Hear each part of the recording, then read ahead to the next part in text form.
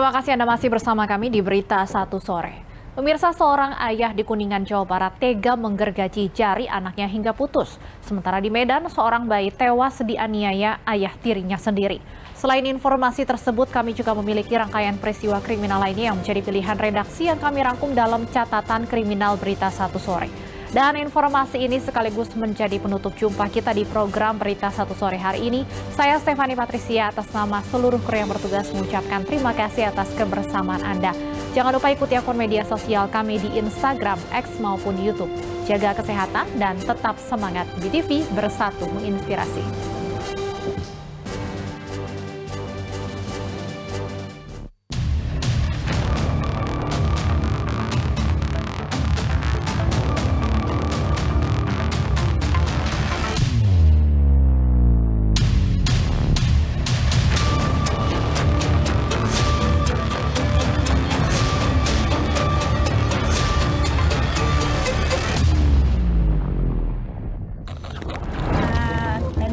Bapaknya ini jangan dipukulin anaknya.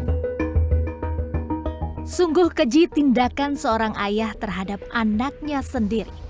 Betapa tidak, jari anaknya tega digergaji gara-gara kesal. Peristiwa ini terjadi di Desa Sakerta Timur, Kecamatan Dharma, Kabupaten Kuningan, Jawa Barat pada Desember 2023 lalu. AZ, seorang anak perempuan yang masih duduk di bangku kelas 5 SD ini, harus kehilangan jari telunjuknya setelah digergaji ayahnya sendiri. Insiden ini terjadi karena AZ dituduh mencuri uang milik tetangganya untuk membeli buku. Bukannya mengembalikan uang yang dicuri anaknya dan membeli kebutuhan sekolah anaknya, ayah AZ malah menyiksa darah dagingnya sendiri dengan memotong jarinya. Ibu korban mengungkapkan bahwa suaminya memang kerap menganiaya dirinya dan juga anak-anak mereka.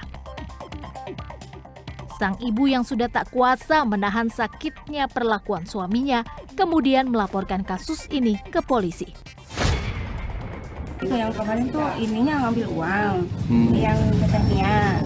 Ini udah bilang ininya, temianya udah bilang di sini. Nah, kata temianya ke bapaknya ini, jangan dipukulin anaknya. Pelaku akhirnya ditangkap polisi.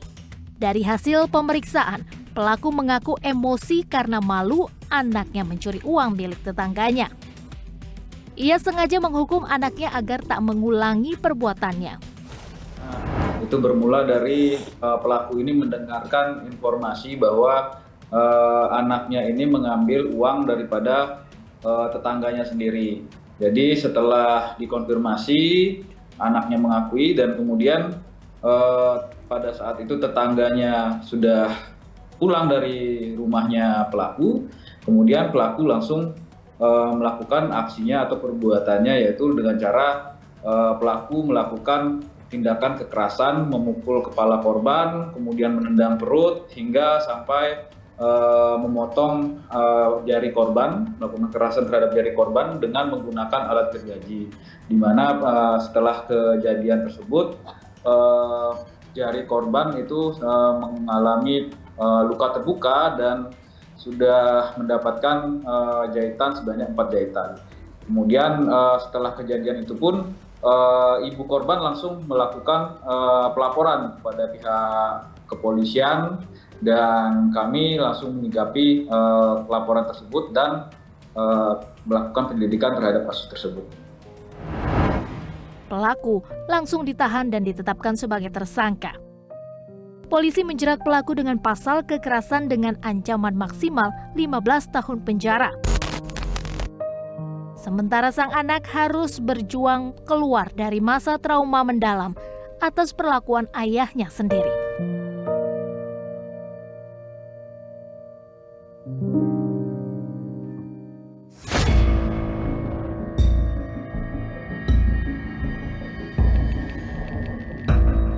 Penganiayaan terhadap anak sendiri juga terjadi di Deli Serdang, Sumatera Utara.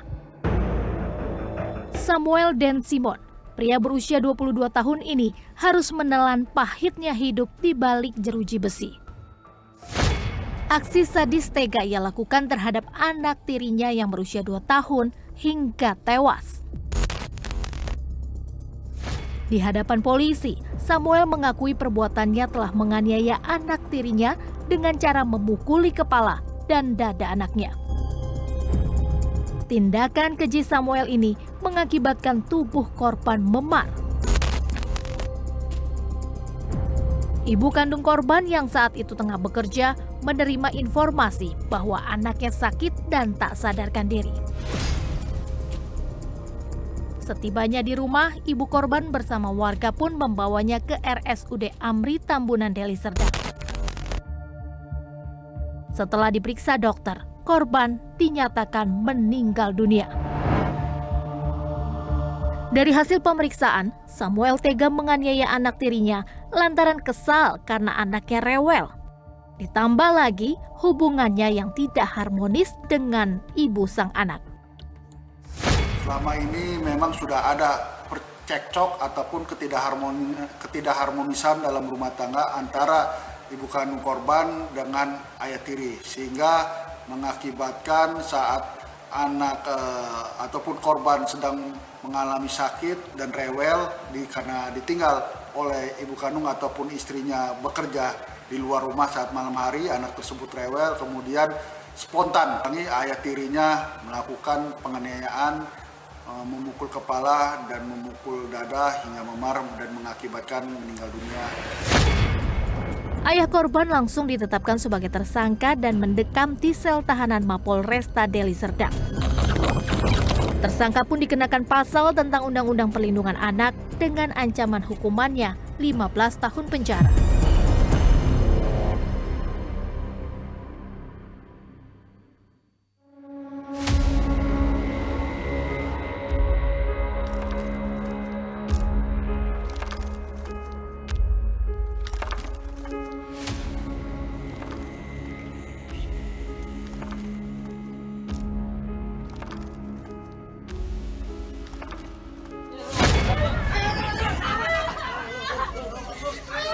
Aksi sadis sekelompok pemuda pecah di Probolinggo, Jawa Timur pada Desember 2023 lalu.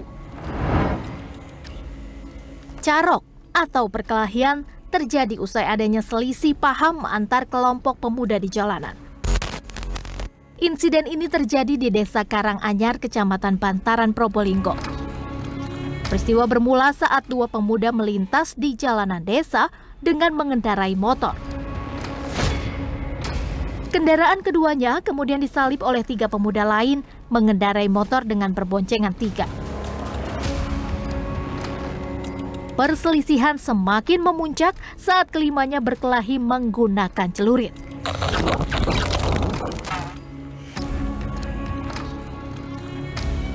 Akibatnya, 3 orang terluka sabetan celurit dan langsung dibawa ke puskesmas setempat. Beberapa pemuda yang memang ribut di jalanan dan sebelumnya memang sudah ada kejadian yang men-trigger para pelaku tersebut melakukan aksinya, yaitu untuk sementara para pelaku bermotif yaitu tersinggung karena merasa pacarnya digoda oleh beberapa terduga pelaku maupun korban. Mereka ini saling mengenal karena masih berada di wilayah yang sama. Dan untuk masing-masing pelaku maupun korban sudah berada di rumah sakit yang berada di Kecamatan Bantaran.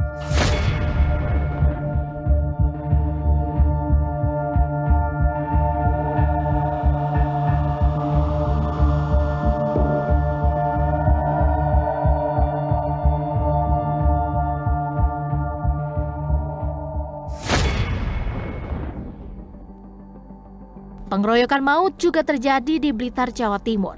Lagi-lagi korban berjatuhan atas insiden ini. Kali ini pengeroyokan terjadi sesama santri di Pondok Pesantren Tahsinul Akhlak, Kabupaten Blitar.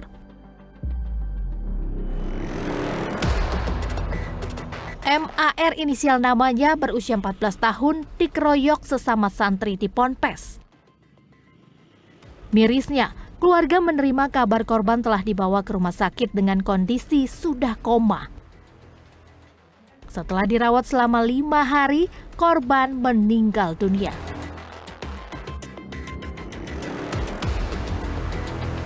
Paman korban mengaku, kondisi korban yang sudah koma akhirnya tidak bisa ditanyai apa yang sebenarnya terjadi. Pihak pengurus pondok pesantren pun saat itu tidak memberikan penjelasan apapun perihal korban. Dia tanya, cuman kan mana ya pihak pondok suruh konsentrasi dulu ke anak. Jadi kita Fokus kondisinya dulu. iya fokus kondisinya karena kondisinya seperti itu. Jadi kita fokusnya ke anak.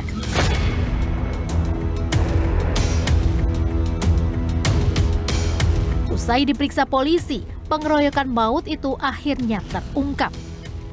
Kasat Reskrim Polres Blitar AKP Febi Fahlevi Riza menyebut korban dituduh mencuri sehingga dikeroyok sesama santri. Polisi akhirnya menetapkan 17 tersangka dalam kasus ini. Yang pertama ini bersifat terkait masalah 17 orang melawan satu. Oke. Siap. Latar belakangnya apa, Pak? Latar belakang kita berbicara masalah motif yang terjadi, kenapa pelaku ini melakukan perbuatan pidana. Pertama bahwa untuk pelaku ini menduga bahwa untuk korban ini melakukan pencurian. Sehingga terpancing dari pihak pelaku ini untuk melakukan pengeroyokan terhadap korban. Yang pertama terkait hal itu tentu kami pastikan terkait masalah apakah merupakan suatu spontanitas ataukah apakah direncanakan. Ini masih dalam proses pengembangan kami, namun sesuai dengan tadi yang telah kami sampaikan bahwa terhadap perkara ini telah kami tetapkan sejumlah 17 tersangka. Terkait masalah umur dari para pelaku merupakan seluruhnya santri dari dalam salah satu pondok pesantren tersebut. Dan posisinya seluruhnya masih anak di bawah umur, yang dimana rentang umurnya adalah umur 14 tahun sampai dengan 16 tahun. Untuk terkait masalah kejadian itu berada di dalam area pondok pesantren. 17 tersangka harus mempertanggungjawabkan perbuatannya dengan dijerat pasal 80 ayat 3 Undang-Undang Nomor 17 Tahun 2016 tentang perlindungan anak dengan ancaman hukuman maksimal 15 tahun penjara.